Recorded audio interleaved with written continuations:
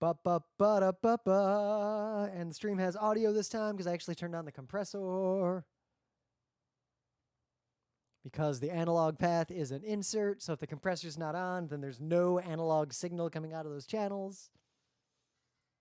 All right.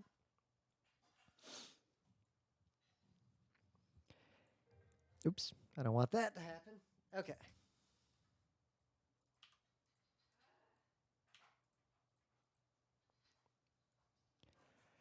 It's Tuesday, May 21st, 2019. I'm Rim. I'm Scott. And this is Geek Nights. Tonight, 2P, 2C. We're talking about two-player games. I have to think of what to say about two-player games. I think it'll come now. I think I got some prompt points to get us going. Yeah, for the people on the stream, we didn't plan this show until a second ago. All right. So I got to play like Risk of Rain and some other games so we can do some new game reviews. But I've been mostly... I played a lot of video games up until like a week or two ago, and Rim didn't play any. He just keeps playing one game. Well, I keep playing two-player board games and Overwatch and some auto chess. I'm basically just playing those games. Okay. I kind of got back into Overwatch in a big way. A while ago, remember I said, fuck it, I'm not going to worry about my rank. I'm just going to always play competitive no matter what. I'm just going to play competitive, solo queue, let's see what happens. Yeah, I don't care about my rank in auto chess. I just play. And now that I've been doing that, I'm kind of in that mode I was in at RIT when we just played Tribes 2 and literally nothing else. There was no rank in Tribes 2. Yeah, but was there? Oh, no, we just joined a server.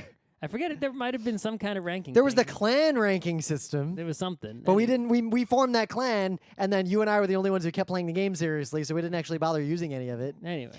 God, that game, we used to use it as almost a social network. Anyway.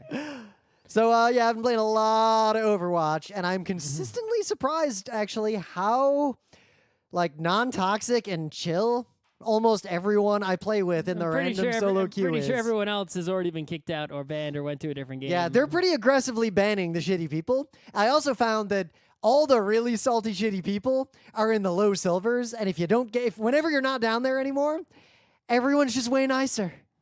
Like, everyone's just more chill. It's kind of like when you go hiking. Like, if you're an angry person, there's the correlation between, like, being an angry... I'm angry because I'm bad at Overwatch. Right. And I'm bad at Overwatch because I'm angry. If you have, like, this, angry piece of shit... Like, if you look, say, like, professional sports that, where the people are more visible, right? It's like the number of people who are, like, at the top of their game, who are angry, mean, bastard, like, disgusting people. It's like, there's more than zero.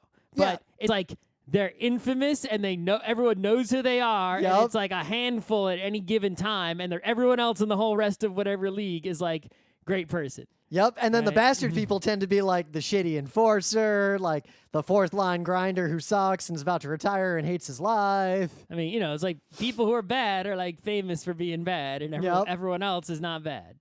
Yeah.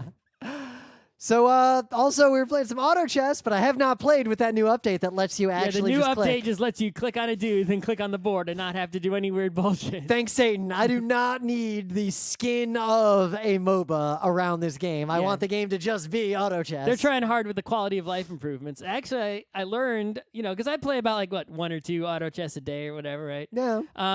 I learned a bunch of info, like, because it's something I still hate, even about auto chess and every other game ever, is knowledge games, meaning you're better at the game because you know stuff, right? I feel like if you read the rules, and the rules should be public and in English for anyone to read for any game, no matter how even Civilization has Civilopedia, right? But even Civilization, even though you can just read the rules, there they are, there's too much. No, there isn't. They're all really simple. I don't know why. Can you all right, tell me what every single building does, exact numbers? Show me the exact... So, one, I'm curious, what are you going to do with that information? I'm just saying. But I can tell you most of them. All the ones that matter, I know exactly what they do. I'm just saying, it's like, in Overwatch... not Overwatch. Also, if you hover over it, it tells you. In auto chat, yeah, you got to... But it's like, what if I don't have the guy on my screen right now? And I'm like, oh, what is Enigma's power do? Well, yeah, that's the problem. The problem is that auto chess as a real-time game means that you have to have this knowledge in your head. It's definitely knowledge is definitely a worse problem in real-time games than it is in non-real-time games. Unless the games are primarily dexterity skill based or things like Overwatch.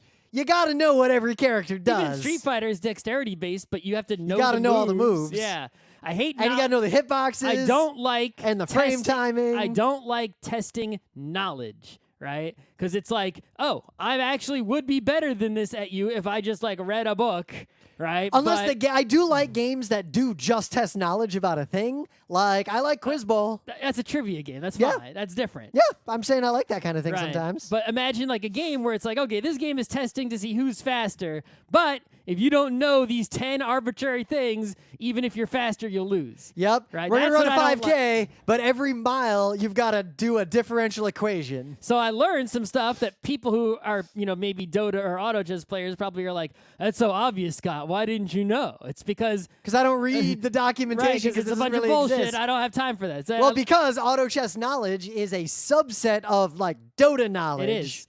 So I've been able to learn over time just by playing a lot, like the different item combinations.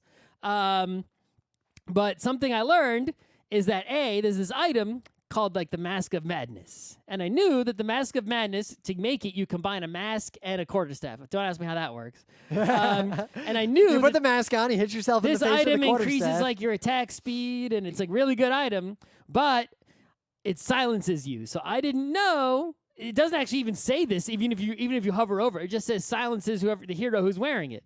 What does silence mean? It means that you don't use your power. It doesn't mean that your race or class ability synergies are canceled. They're not, right? It doesn't mean that any of your passive abilities are canceled. It only means that your active ability is canceled. So if you put this on, say, Kunkka, who shoots his big pirate ship, that's a bad idea. I don't know that character's name. It's the pirate ship guy. Yeah, I know Pirate Ship guy, but who the hell's Kunkka? K-U-N-K. It says right. The only reason I know the names is because it shows them right there in the game. Yeah, and I that knowledge, I do not have It's proper... the biggest word on the screen, the characters' names. In auto chess, I do not have proper noun permanence. Anyway, pirate ship guy will not do his pirate ship if you put that on him. So Well, then why would you put it on if it? you don't, that's a bad idea. Yep. Also, say for example, Luna, the night elf who rides the lion. Oh yeah, I did remember that name for some reason. Yeah. Her ability is passive. She throws the blades that bounce between guys. So you want to put it on her You because put it on her because because it's not canceled, so it just makes her way awesome to put it on her. Yeah, but remembering that, I still can't figure out which items stack and which don't. If I put 2 masks on the same dude, do I get double or not? I don't know. I have to figure this out. But another thing I learned is that, when guys do damage or take damage, they get mana. And when their mana bar fills up to 100, that is when they will use their ability. yep. Right? And then they'll have no mana, and then they'll build it up and use their ability again if they survive. That's why I use the things that make the mana build up faster on specific dudes that have a You power. only want to use it on dudes who have a power. Yep. Because if you were to say give a mana item to Luna, it would do basically nothing. Because her mana doesn't even matter. Why does she even have mana? Who the fuck made this game? Right? Well, because remember, this game is a mod of Dota. So. Right. But it's like, they shouldn't even let you put that item on there. Because it does nothing. Think about where this came from, though. I'm just saying. I know. This I'm kind of not knowledge disagreeing. stuff is, bullshit. Well, here's right? the thing. It's not just it's knowledge. If items don't stack, it should be like, hey, that person already has that item. Putting it on them won't do anything. There is also a difference between knowledge that is like intrinsic to the game itself versus like knowledge of a canon. Like some of these weird board, like Pax Pamir, that game, if you know about that area's history, you will be better at the game. But at the same time, that game is arguably just like an exploration of that history. But in a game like Root, if you read the rules of Root, you know all the stuff you need to know to play Root. But you gotta know the cards a little bit. Yeah, but there's not that many, and the cards are only in the context of the game. It's not like, oh, if you played Boots back in the 90s, you'd know that this card is extra powerful. Right. It's not like that. The problem here is that if you know how these heroes work because you play a shitload of Dota, a lot of things are more intuitive to you, but they're also not explicitly stated. there's no civilopedia in auto chess that just explains all this if I really want to know. Yeah. I got to go to YouTube guy. I did check out some YouTube guys and learn some stuff, but I feel like I got to check out YouTube guy. I also learned I got to figure out which items stack and which don't. Nah. That's what I need to learn next. So in some news, you might have seen this, but Unity posted a tweet. Unity, the Unity that makes the game engine. The game engine. Good game engine. There's a lot of other Unities out there. Yeah, there are a lot of Unities out there. But the Unity 3D game engine tweeted on May 17th, so not that long ago. Oh, no, that was when they retracted it. They tweeted, where is it? I'm going to find the date here. They tweeted this. This doesn't say. Anyway, they said, and I quote, "We've recently delivered our first release of the year, Unity 2019.1, which includes about 300 features." That's a lot of fucking features. Holy shit. I mean, They're probably counting really minor stuff. I mean, when I release like an updated SDK, like in the course of a quarter, we will be like, there are 3 features we are adding. Yeah. Many of which are especially helpful for developers. If they'd stopped right there, this would have been fine. In the gambling wouldn't every industry. feature of a game engine necessarily be helpful for developers? There's no one other users. That's the only user they have. Could be helpful to the monetization of the game engine itself. Yeah. We added a paywall. Sure. So basically, Unity announced, they not thinking that this might be taken perhaps a different way from how they expected, that they just released a shit ton of features that are helpful for game developers in the gambling industry. Well, I mean, yeah, you go to any casino for years now. Like, Yeah, if I was making a casino game... going back like 10, 20 years, like, I don't know when it started, but pretty much almost all modern slot machines are basically just fancy video game consoles. They're not that are really weak. They're like, you know, and are more secure than, say, an arcade machine, but the slot machine is just a video game that's like shittier than the one on your phone. Yep. You can actually go on your phone to any app store, Google or iOS, and there are plenty of apps that are literally just slot machine but no real money, but just like the real slot machine. So I played one once to see. half the people who saw this tweet thought, what? Loot boxes? That's shitty, and that is not what they were talking about. But that is why the game industry is already having a problem with this. So it was particularly poor timing for Unity. But no, this appears to be just features for the casino who wants to make a gambling video game. Yeah, Unity is probably, if you want to make slot machine software, Unity's probably a good choice. You can make it look real fancy. Yeah. It's slot machines, the programming of them is real simple. It's randomize a number, and then that takes a fraction of a second, right? Yep. And then it's win or lose according to some odds. And then you're just like, all right, well, they lost. What are we going to show on the screen to that will equal that Yep. particular loss? Do we give them knobs to which- fiddle and twiddle? Right, it's all about just showing a fancy animation. It's like you randomize, you get a result, and then you need to show a corresponding animation to that result that will it's all the art part. It's not. I mean, if I made really- it as a toy, it's just throwing pennies and quarters into a toilet, while simultaneously there's like 4 fidget spinners attached to the toilet. So, I should make the instant slot machine. You put your money in, and then it just spits money out, and that's it. It spins away. It does max bet and spins away all your money according to the real odds as fast as possible. Right? So in a fraction of a second, you put in like $1,000. And it just goes... No. It just goes, boop. Here you go. Ah. Your result is you lost everything. We spun and spun and spun until you either had 0 or a jackpot or positive. If it's positive, as soon as you go above your starting point, we'll pause and ask you if you want to continue. And if you hit 0, we'll stop. I feel like... So effectively, you just do infinity spins with every press, either stopping when you've made money or lost everything. I feel like there is an untapped and probably immoral way to go with slot machines, because slot machines are having a problem in that the only people who use slot machines... and it'll show you a printout of all your individual spins along the way. That's it. That's the history. That you need like that artifact. It does it instantly, like, boop.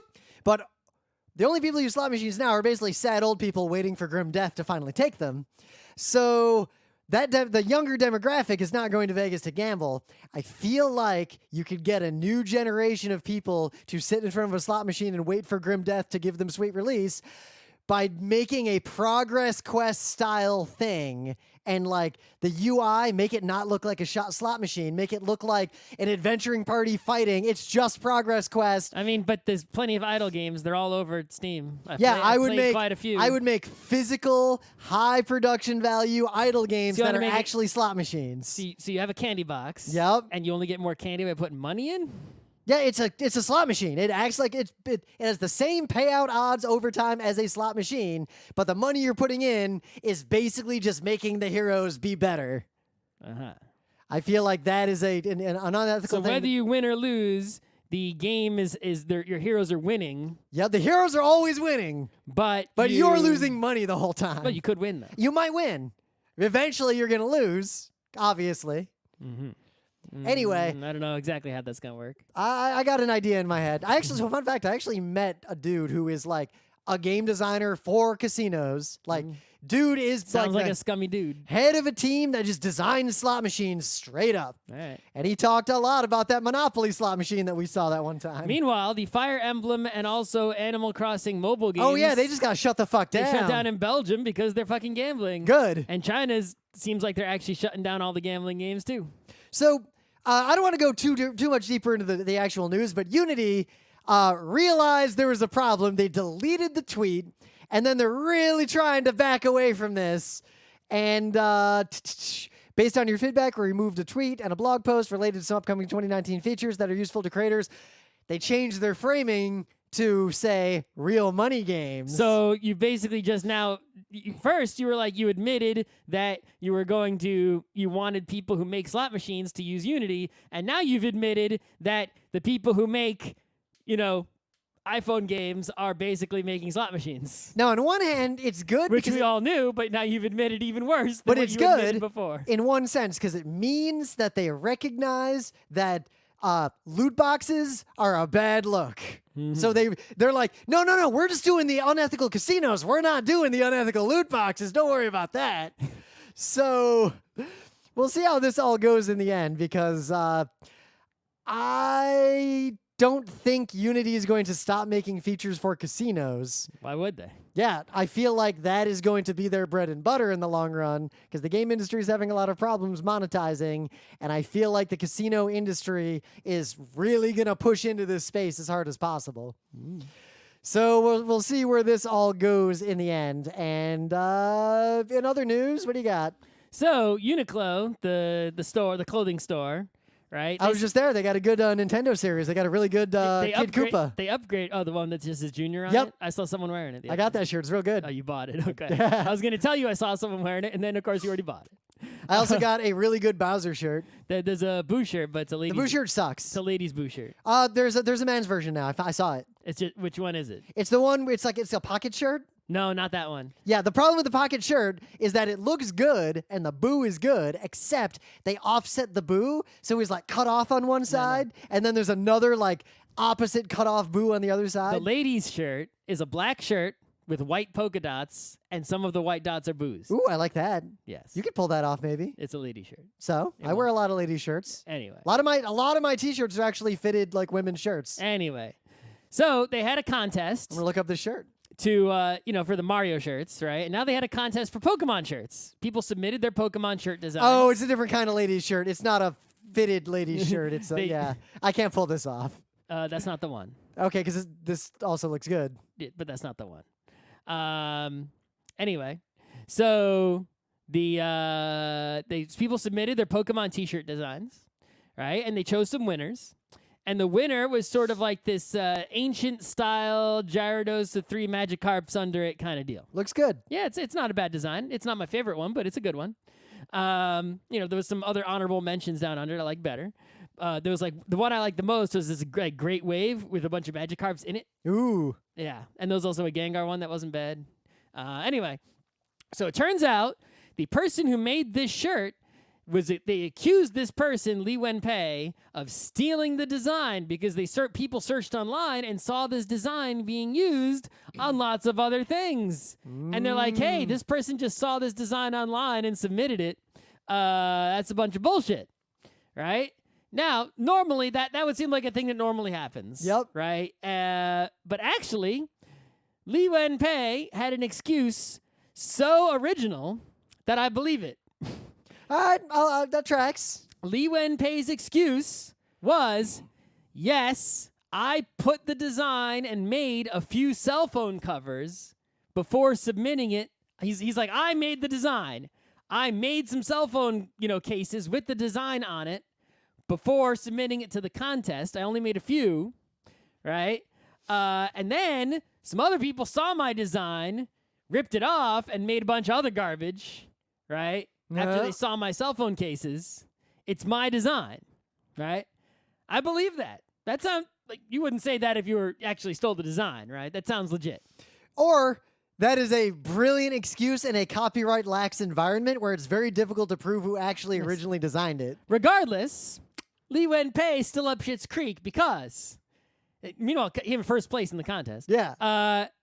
The terms of the contest are, you have not published this design anywhere ever before. So, while making an excuse, perhaps a true one, I believe it anyway, to saying, no, I did not break rule 1. I broke rule 2. To breaking rule 2. So I think that's pretty hilarious. That's pretty good. That's also part of why I believe it. Yeah. It looks like he took that message down. Yes. And at the time of this article, but there's like a $10,000 payout for winning this thing, right? So we're going to see what happens. Neither Uniqlo nor the Pokemon Company will comment. Yeah, we'll see if this shirt ends up in the store or not. It's going to be interesting. Yep. Apparently the last news we have is that I think he said he's talking to Uniqlo. That's good. Yeah. Talking is see where good. that goes.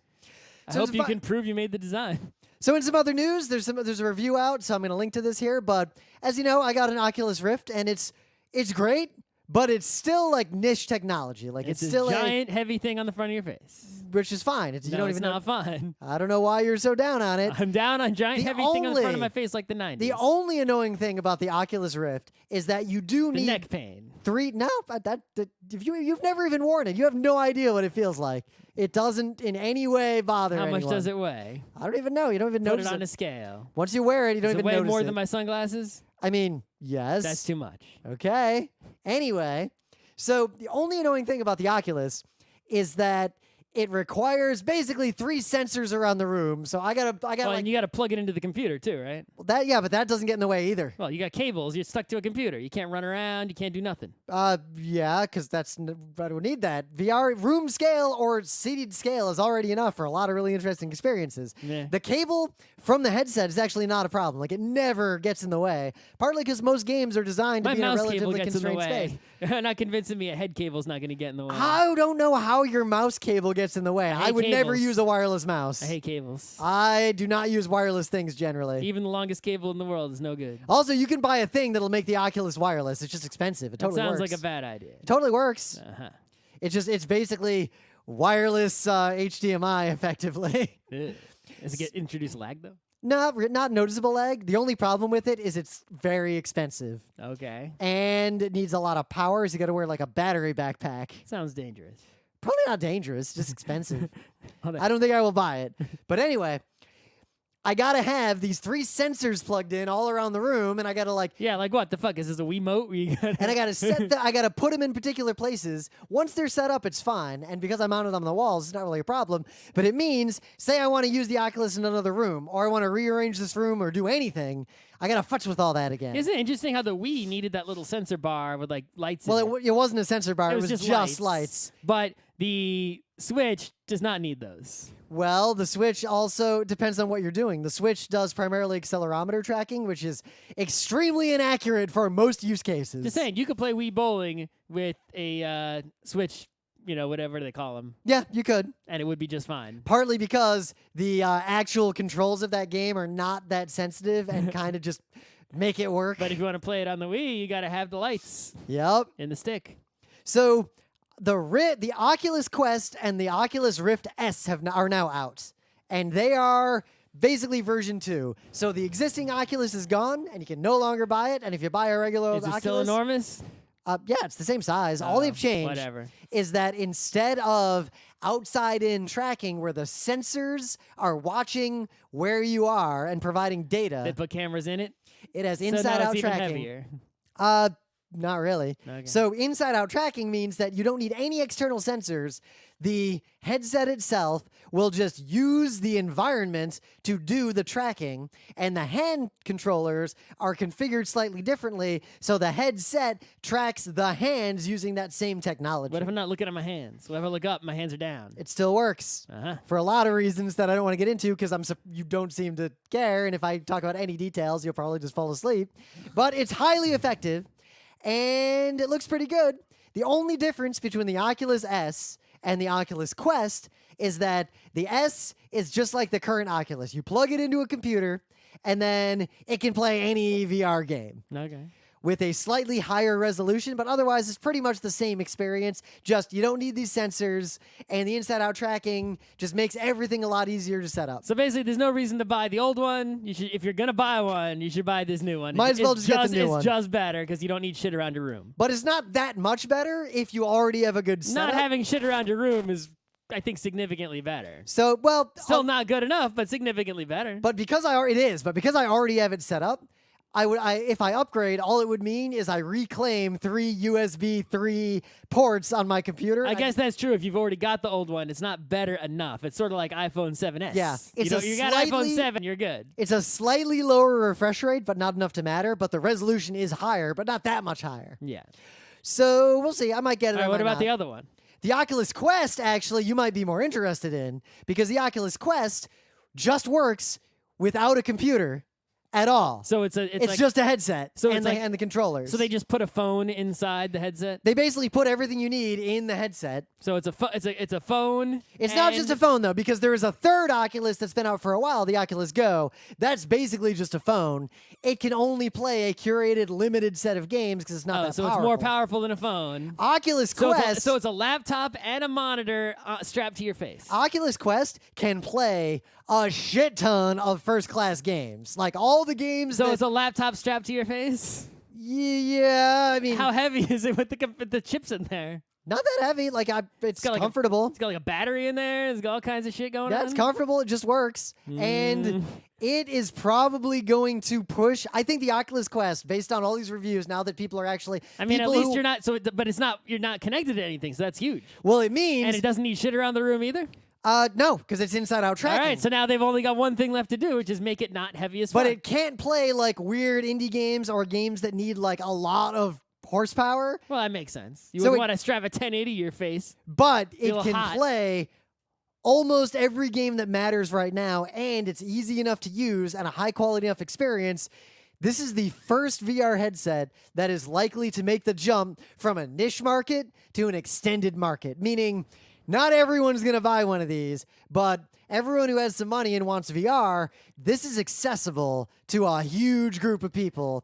I think that still meh because it's still not there. But Well, I it's thi- got the not there you're talking about is probably 20 years away. Oh, then I don't give a shit. But the point is, that is actually huge for the thing that I see VR being used for the most, which is kiosks, demos, all that kind of stuff is going to be way better served with the Oculus Quest that has the computer in it and no wires or nothing than the old school where you got a computer and a cable and shit in the room. But right? that's not what they're going for. Imagine if you're setting up a kiosk for your like demo, whatever, and which one are you gonna go with, right? Well, be some way people better. there are other VR headsets. There's that Valve one that I'm not going to touch with a 10-foot pole. Let No. Matt buy it and try it out. I think clearly that right now there is only one. If you're gonna do a VR, there is clearly a winner and some non-winners, right? It's sort of a situation like back in the day where there was a Game Boy. And then there was a Game Gear and that TurboGrafx thing and some other guy. Yep. And it's like, you look at those other ones and they're like, we're better. We got color. We're better. It's like, clearly the Game Boy one is superior. Well, I would argue Right? The Oculus is the Game Boy. I would argue the Game Gear was superior, except Sega did not foster a wide enough third-party network of games early enough for it. Yeah, and it was too and a expensive. PSP was superior too. Okay. PSP's got some points in its court. Uh-huh. The real tragedy in that era was the Sega Nomad was woefully The underrated. Sega Nomad was not a people don't know about this. Maybe the Sega Nomad was not a different console like the Game Boy. Right? It was just a Sega. It was just a Sega Genesis that you could carry around with you. It was kind of amazing. Like, mostly you'd want to plug it You into took something. a full-size Sega Genesis cartridge and shoved it in the top, and it was just a screen and some batteries and a Genesis. Yeah, you know what it was for? You're at your grandma's house. You've got your Sega with you. It was literally just a portable television and a Sega Genesis in a plastic case with a cartridge slot on top. Yep. And that was it. And some battery holes. So if you want like the nerd VR experience where you're gonna plug it into a computer and do the kind of stuff that I'm doing, get the Oculus S. Yeah, it's gonna make it like 4 times easier. You know how you set up the room? Like now, literally, I gotta stand in the middle of the room, take one of the handsets, and like outline Do the a safe dance? space. No, you outline the safe space, Uh-huh. and that way, if your head or your hands get close, the walls like appear in VR, so you know where the walls are. You don't smack into them. With the Rift S, you put it on, and then it shows you the world walking around through the cameras, and you draw the safe space by just walking around your house, Okay. and it just saves it. It's really cool, Well, I actually. don't think you how walk that around your works. house because it still has cables, though. No. Doesn't need a computer. Well, yeah, you have a cable. You walk around your room if it's a Rift S. If the Oculus Go, you just walk around whatever space you're using. Yeah. So I'm probably going to get this just because I'd like to be able to set it up in the living room or this room, depending on what I'm doing, and that'd be really easy to do.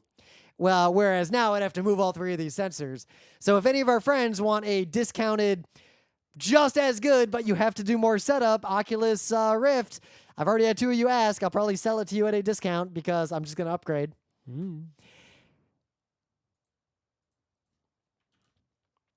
But anyway, things of the day. What do you got?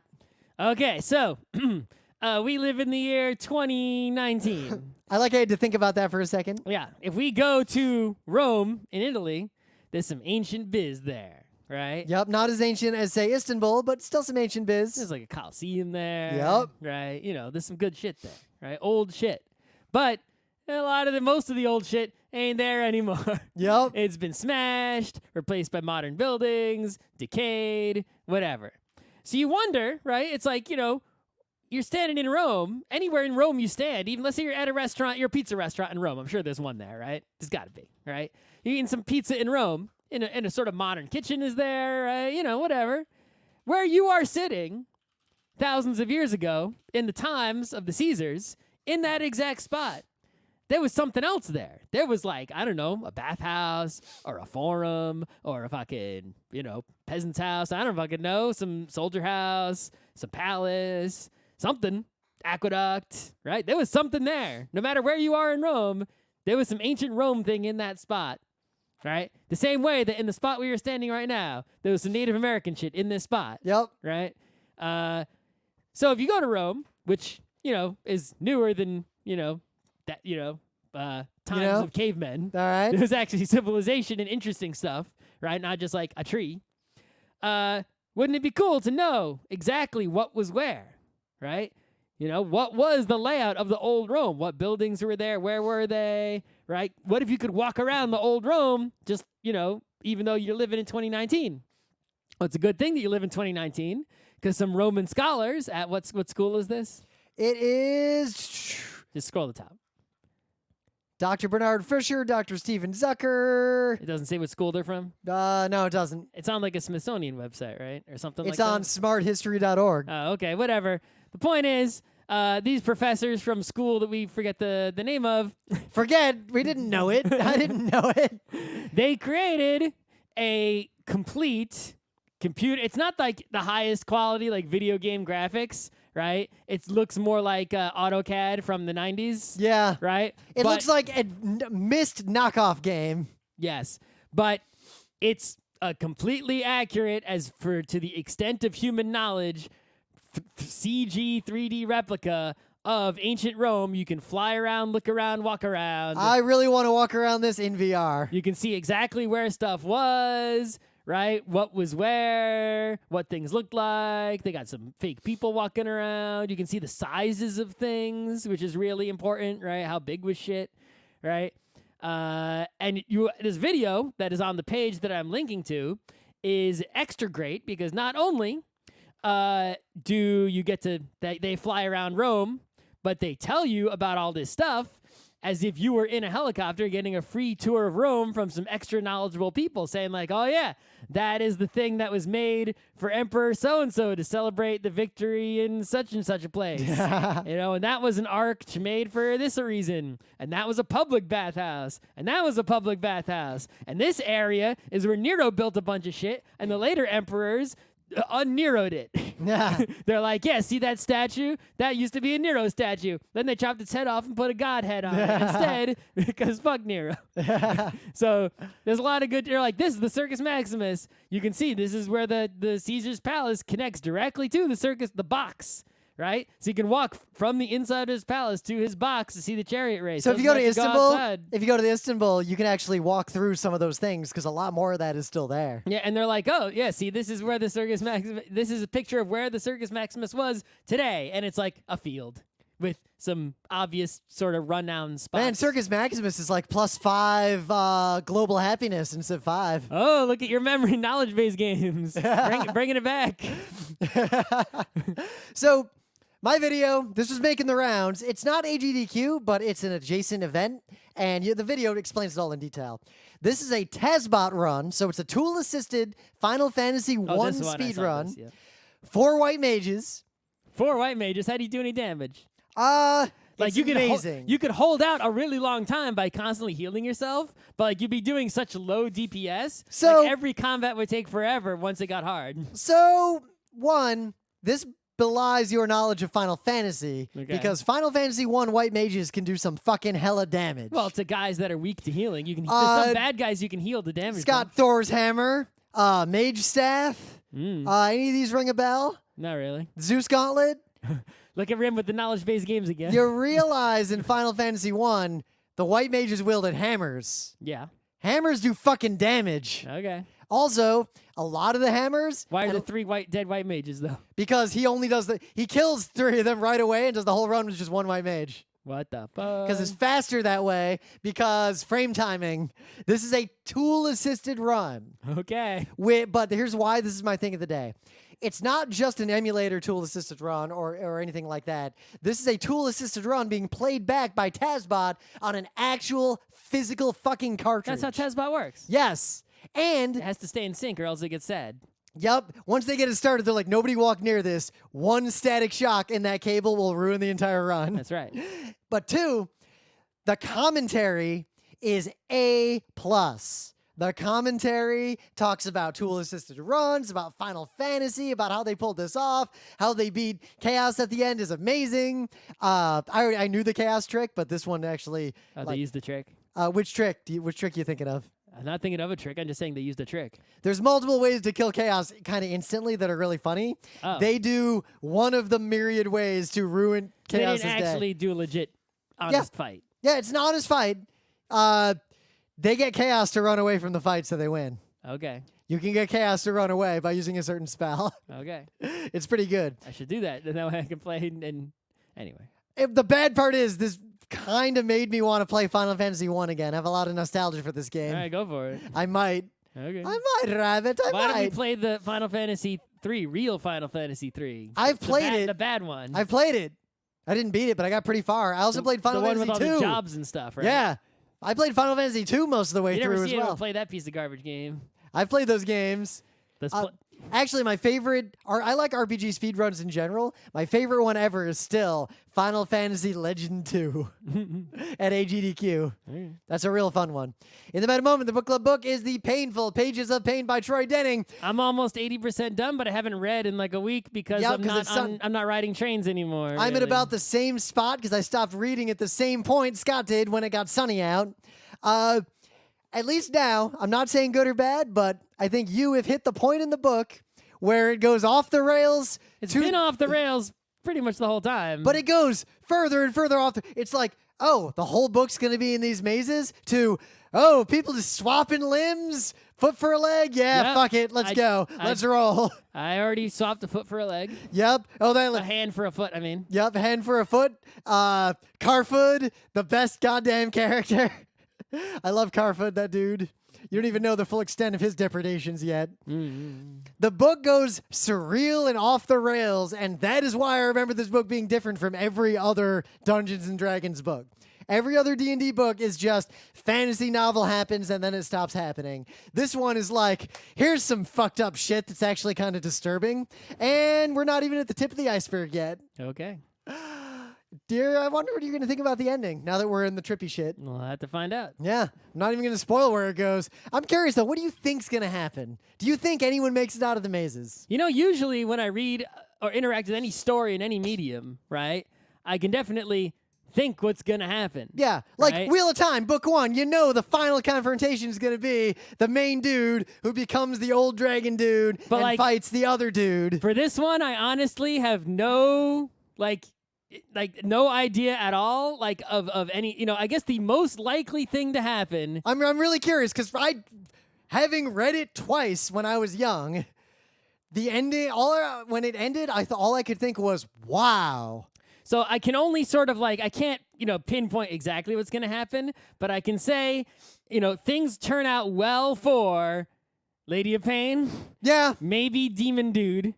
Things turn out poorly, everyone else. Yeah. And Poseidon. I mean, that's all I can say. That's yeah. all that's as closest to guessing what will happen as I can get. I just imagine the real ending of the book. Which characters get things turn out good and which things turn out. The only thing I regret is that this book needed an epilogue, and the epilogue literally should have just been Poseidon he's angry. Two options. Either Poseidon is just in his temple, sitting on his throne, eating something. Shit, didn't work. No, and then he just thinks to himself, wonder whatever happened to that Thrasin guy. Or option B, the Lady of Pain shows up in his house and fucking stabs him. How can she get there? I don't read your book. I don't think she can get there. I would say that things cannot turn out well for the Lady of Pain because well for the Lady of Pain still sucks for the Lady of Pain. Mm. I guess this book is canon though, so I guess this is the Lady of Pain's deal. Is it? I guess. Isn't only the things in D&D books? It's a branded D&D book. No, I mean game books. Yeah, I don't know. We'll debate this when we do a book club show. Anyway, 2-player games. All right, this was my idea. Yeah. So, I got a thing up here. Let me pull up the 2-player games. So we've done talks about this before. We bring this up whenever we talk about board games. We'll start with board games, get into video games. But 2-player games are a very interesting and I guess 2-player games are a unique, difficult, and interesting space. 3-player games are their own hellish can of worms, and then N-player games are normal games. Yeah, it's weird, right? So, mathematically speaking, right? It's there's 1 player, 2-player, 3-player, and anything bigger than 3 is effectively sort of mathematically similar. It becomes they're 3 is a little bit political, right? Well, I'd say 3 is hyper-political. 3 is ultra-political. But 3 is special because 3 is hyper-political in the sense of almost any 3-player game that is not a race or solitaire ends up being 1 player gets fucked and the other 2 players play the game. Right. It ends up being basically a political game that becomes a 2-player game. Yep. Basically instantly. Anything more than 3 is normal political game. Doesn't matter 4, 5, 6, 100. They're just political games, right? And then a 2-player game is a 2-player game, and a 1-player game is a puzzle. Yep. But a 2-player game is interesting because, let's talk about just board games, you can't really make them have staying power unless you make them go, or chess. Yeah, so there's basically the 2-player games available are coin toss. Yep. We randomly decide who wins, right? Rock, paper, scissors. We decide things. They're decisions. But it is literally arbitrary. The winner is arbitrary. Right? Though it is theoretically possible, as we know from that bot, to figure out someone else's poor decision making in those completely arbitrary games. But that's an edge case. Right, anyway. And then most 2-player games, right? Accounting for all the other factors, right? Perfect information or not, or random or not. They end up, since you're always acting in your best interest, you're just always making the optimal move every turn. That's all you're doing. There's no reason to do anything else. There's no third players or things to consider, right? You're just trying to make your optimal move, and your opponent is trying to make their optimal move. it doesn't matter. It ends up being tic-tac-toe. Right? The only difference is that you make it more complex than tic-tac-toe, and it's no longer obvious what the turn should be. So it ends up being who is better at solving this puzzle against this other person. Yep. But that's where it gets weird because two-player games, like, Emily and I live together, and our friends Chris and Anthony, like, we have a lot of friends who there are two people who want to play games. Human beings in the Western society tend to live in twos. Yep. So if you get a two-player game and you play it like you would often because there's two of you, you're going to do the thing to that game as fast as possible that Scott and I and the front row crew do to every game. You play it enough times to where you completely solve it and ruin it and have no reason to ever play it again. Yeah, it's like I've played, two-player Patchwork like a whole bunch of times. Yep. It's like, well, now I pretty much, whether I win or lose just comes down to the order of the tiles and who goes first. Yep. So, like, Aton is a good example. It's a game that we reviewed a while ago. It's a real good game. It's a real good game. Two-player game, but German board game feel. Like, it's a pretty complex two-player game and completely fair and completely symmetric. And yet, even in this situation, Scott and I played it against each other, like, 5 or 6 times, and by the 6th time, we were literally making the exact same decisions based on our hands, no matter what. The game was always a perfect tie. Everything came down to tiebreakers upon tiebreakers. Like, the game just lost all meaning and replayability within 6 plays. You cannot, it's very difficult to make a two-player game that doesn't have that happen unless it is just chess or go. Right. Well, so I mean, when Rim says just chess or go, he just means it's so complex that you can't possibly, make optimal moves because there's just the decision space is just enormous. And it's and then if you make a game like that, there's only 2 ways to go with that big decision space. Either the game is overcomplicated. Like the Duke is big decision space, right? But it could be overcomplicated in a non-fun way, like Twilight Struggle, where the complication just slows down actual play. Or complicated in a fun way, like the Duke. Yep.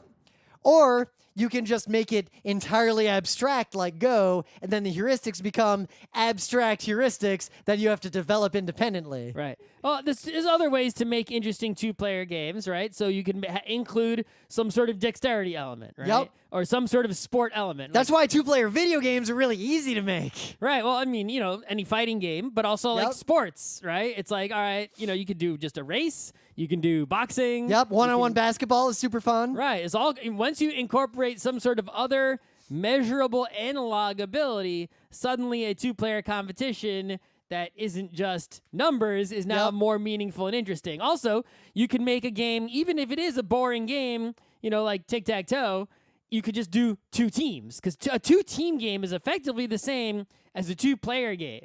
Yeah, because there's no politics. Right. And the main reason people seek these two-player games with teams is to avoid politics, so it's a pure test of skill as opposed to, everybody banged up on Rim in round 1. You get the benefit of eliminating politics, but you get the also the benefit of cooperating with another person and having the game, be more meaningful. So the best example of that is Bridge. Yep. Right? So Bridge is a 2-team game, right? You can't communicate with the other person, but you still have the fun of playing with someone. Yep. Right? Euchre does the same thing. Right. But you're still, so you get the idea. So it's interesting, Aton is the kind of German board game that if a game like that, like you play a similar game that has more than 2 players, the game ends up having a lot more replayability and a lot more difficulty in reaching that solution, largely because of the politics and the unpredictability of the other players. Like, 4 people will take longer to converge on set strategies in a game than 2 players. Because there's more total possibility of what other people might do, even if you ignore the possibility that those people will do stupid things. Like when our group of friends plays Tigris and Euphrates. Even though we should have solved this game, the game ends up still being a very fulfilling experience. But if Tigris and Euphrates were somehow a 2-player game, I know the rules. Like one of the printings actually says you can play a 2-player.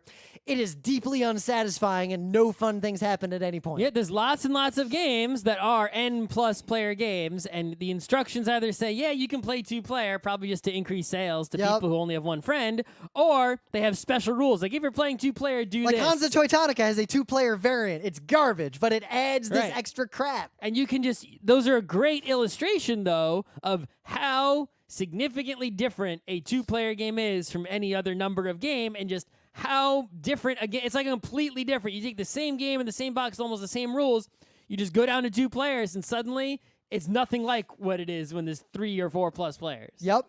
So the game that seems, the 2-player game that is not a video game, not a sport, has no dexterity component, that seems like it's gonna have the most staying power, might actually be Fox in the Forest. It's okay. Because Emily and I have been playing it, so I've been thinking about it a lot. And the nature of the way its rules are written or why it's the case, because it ends up focusing on card counting and bluffing with just enough randomness. We've reviewed the game, not going to get into the mechanics, but the fact that you're not just trying to get the most tricks, you're trying to get the right number of tricks. Because if you get... Right, there's an odd number of tricks. So you can't tie. It's impossible, even though it's 2 players. So that's the first genius mechanic, right? Yep. Is like, all right, you're going to play a game. There are, 13 points, I guess? Yep. And so if you have 2 players and all the points will be scored, then someone's going to have more than the other person. And you're trying to get more, but if you take too many... you get no points, and the other person gets a ton of points. Yep. So, Emily, when we were playing, actually, the other day, Emily completely wrecked me on that, because I had a pretty good hand, and I thought, I can probably take enough. So I took a bunch of tricks really early to, set myself, and then I thought I could just, throw the rest away and be fine.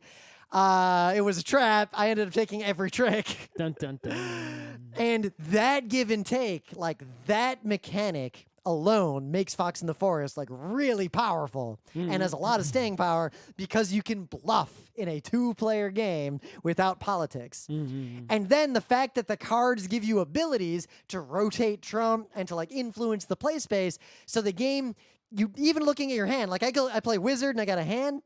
I can have a pretty good heuristic as to what tricks I could take or not take and managing the politics of the table. In a 2-player game where trump can change based on actions, it's a lot harder to have that set strategy. I'm trying to think of other games that seem like they are avoiding this 2-player game problem. Well, I mean, longer. Patchwork is maybe one of the best 2-player games there is. Yep. But, its main replayability is due to the randomness of the order the tiles come out, right? So I don't know. Well, the other 2-player games that I think have survived. It's definitely, I think what it is that with Patchwork, if you're pro, you're gonna sort of play it out faster. I think for a lot of people, they would just never play Patchwork out and just love it forever, even if they played it a ton. Yeah.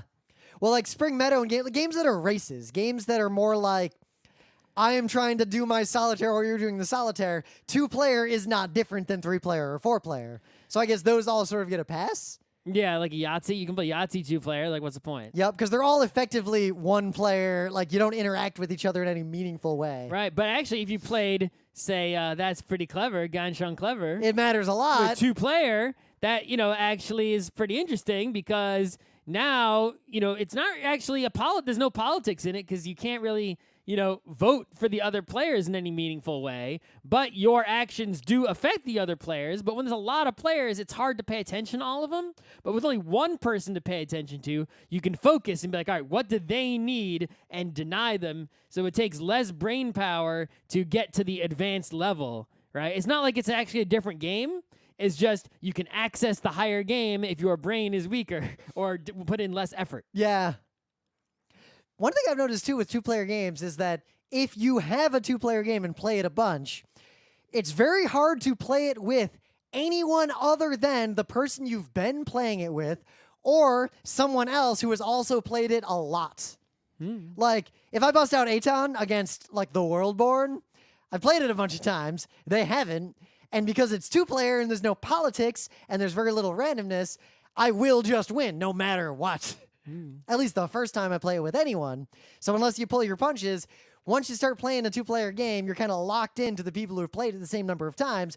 I know the same thing Like happens. Hive, whenever I play someone in Hive for the first time, Oh my God! You pull out the spider or the beetle. I just say, look, all right, I've played this game, you haven't. I'm gonna do the beetle.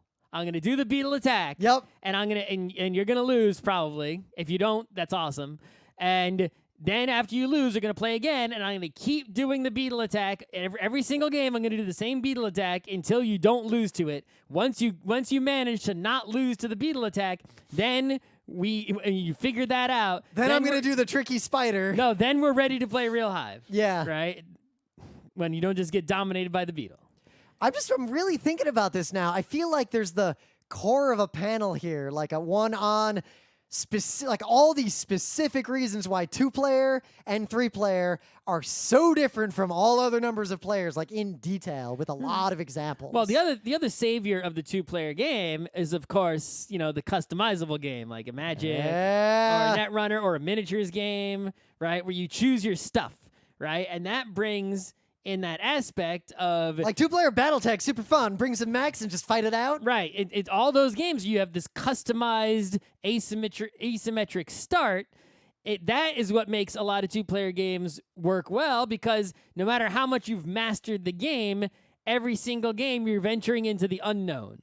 Right? So, like I said, Patchwork randomizes the shared play space, right, of like the board, and I think a lot of games do that, but I think more games need to do it more of randomizing the shared space. But when you can bring whatever you want, and the other person can bring whatever they want, all right, it's like rock paper scissors. Sometimes does just come down to rock, paper, scissors. Like, oh, my deck just beats your deck. Well, but you get that, we talked about in that other show, the expression, like you get to express yourself. Right. But you get to have an experience. But if it's rock, paper, scissors, but then if it's not just an imbalanced, I have a deck that counters yours, I win. If it actually is like, oh, we have like a 50-50 chance of winning here with these, this combination, right? Then you have the added thing of playing, right? And it's like a new thing, like super new thing every single time. Plus, if it's a card game, you've got the added randomness of shuffling your deck. And you don't have to worry about... In a miniatures game, the only randomness is the dice. Like you play Magic or anything else where you're like any one of these like broader games with N players outside as opposed to like a 2-player customizable or semi-customizable game locally, you only have to worry about the local meta. Like the meta between you and your friend, as opposed to a broader meta with more friends or broader meta with a tournament scene. Well, the internet really, changed that a whole lot, right? Yeah. I mean, on my early Magic days, I had like a book that had all these decks in it. I think I had that same book. It was like an orange book. Yeah. And I couldn't afford to make most of those decks. It's like, I didn't see any of those cards ever. I'm like, well, I guess I can't do any of this. One of the decks was like, yo, dude, you get some of this like serpent generator, make some poison, and fucking poison the shit out of the other person. I was like, serpent generator? What set is that even from? The point is, that book was out of date by the time I got it because new cards have been printed. But I think it was called like Mastering Magic Cards or something. Oh, serpent generator came back in 5th edition. Okay, fine. Anyway, the point is that, when in the old days, you had the limited money, limited resources, right? That local meta was sort of forced, except for very connected people who could get around, right? Nowadays, with the internet, even if you have a local meta, any person just knows, right, what the best shit is and can buy the best shit on the internet. Yep. Everything's available. The knowledge is available, and the stuff is available to everyone. But then if you make a 2-player game that's locally customizable, like actually 7 Wonders Duel, 2-player drafts, that gets real fun. That gets real. Actually, 7 Wonders Duel is a like phenomenal standout game.